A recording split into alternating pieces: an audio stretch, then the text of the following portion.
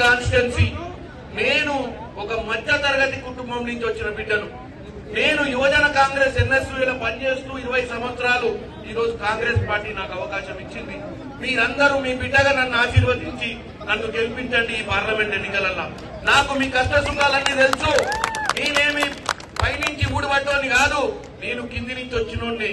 నాకు మీరు ఎట్లా కష్టాలు పడతారు, మీ పిల్లల భవిష్యత్తు ఎట్లా కావాలని కోరుకుంటారు, మీ మనసులో ఏమి కోరికలు ఉంటాయో తెలిసినటువంటి వ్యక్తిని. ఈ రోజు ముఖ్యమంత్రి రేవంత్ రెడ్డి గారు కూడా 55 ఏళ్ల యువకుడు. ఇవాళ మీరందరూ ఆశీర్వాదంతో ముఖ్యమంత్రి అయిండు. ఇంకొక 20 సంవత్సరాలు మీ వెంటనే ఉండి మీకోసం సేవ చేయాలనుకుంటాడు. కాబట్టి అలాగే మా కుంభమణిలన్న ఈ రోజు కోడిగిరి గడ్డ మీద 40 కుంభమణిలన్న ఇక్కడ జనాలకు సేవ చేయాలని రాజకీయాల్లోకి వచ్చిండు. ఆయన ఒక పెద్ద బిజినెస్ మ్యాన్, కానీ ఆయనకు ఎందుకో ప్రజలకు సేవ చేయాలని రాజకీయాలకు వచ్చిండు. మా రాజన్న కూడా మీకు తెలుసు, ఇద్దరు అన్నలు కూడా రాజకీయాలకు వచ్చి డబ్బులు సంపాదించుకుందామని రాలే. డబ్బులు ఖర్చు పెట్టి ఉన్న ఆస్తులు ఇవాళ భారతదేశ వ్యాప్తంగా కూడా అందరికంటే ఎక్కువ సేవ సొంత డబ్బులతో చేసిందంటే మా రాజగోపాల్ అన్న. ఈ అన్న కూడా 2 ఎన్నికలు అయిపోయినాక ఓడిపోయినా కూడా 5 ఏళ్ళు మీ వెంటనే ఉండు, మీతోటే తిరిగిండు, మీ కష్ట సుఖాలలో పాల్గొంటుండు. ఈ ఇద్దరు అన్నల ఆశీర్వాదంతో నన్ను పార్లమెంట్ పంపించండి. మీ ఆశీర్వాదంతో, మీ ప్రేమతోటి, మీరు 13 తారీఖు నాడు వేసే ఓటుతోటి నేను పార్లమెంట్కి వెళ్లి మీ సమస్యల మీద పార్లమెంట్ లో చర్చ చేస్తా అని చెప్తున్నా. మనకున్న సమస్యలు ఇప్పుడే అనిలనే చెప్పిండు. ఇక్కడ IIHT అనే ఇన్స్టిట్యూట్ కోసం, ఇక్కడ చేనేత బిడ్డల కోసం ప్రభుత్వం తీసుకోవాల్సినటువంటి పథకాలు ఇవన్నీ కూడా నేను ముఖ్యమంత్రి గారితో మాట్లాడతాం.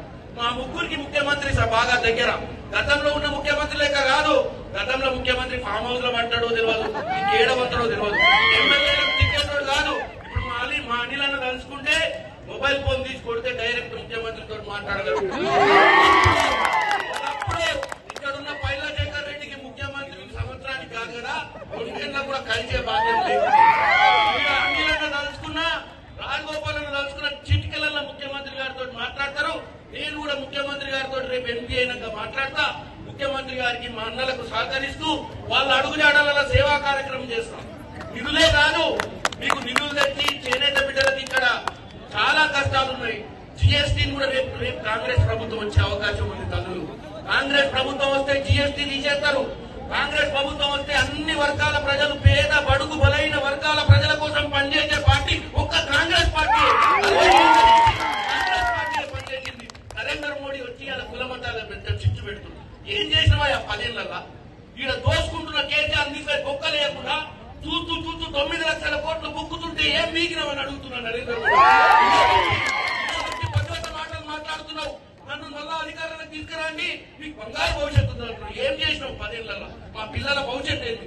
ఇవాళ అమ్మలక్కలు అడుగుతున్నా, మీ పిల్లల్ని చదివించుకోనికే మీరు కష్టాలు పడి ఉన్న 2 ఎకరాల 3 ఎకరాల భూమిని సప్పో చేసి చదివించుకుంటే హైదరాబాద్ వచ్చే 30,000 20,000 ఉద్యోగాలకు ఇంటి కిరాయి కట్టలేక, మెస్సు మిల్లులు కట్టలేక ఉద్యోగాలు పనిచేసి వచ్చి ఇంటికాడు ఉంటుంది. నేను ఒక్కటే చెప్తున్నా, కాంగ్రెస్ ప్రభుత్వం వస్తే ఇక్కడ త్రిపురాలు వస్తుంది. ఇండస్ట్రియల్ కారిడార్ చేసి మన ఇంటికాడ ఉండే బిడ్డలు ఉద్యోగానికి పోయి ఉండేటట్టుగా మేము తయారు చేస్తామని చెప్తున్నా. నేను పార్లమెంట్ లో కొంచెం మాట్లాడతా. నేను చదువుకున్నోని, నాకు సంబంధాలు ఉన్నాయి. కేవలం మీరు ఈ రోజు నన్ను దయచేసి ఆశీర్వదించండి. నన్ను ఆశీర్వదించండి తల్లి. నేను మీ అందరి కోసం పనిచేస్తా, మీ అందరి బాగు కోసం పనిచేస్తా అని తెలియజేస్తూ ఒక్కసారి అందరూ చేతి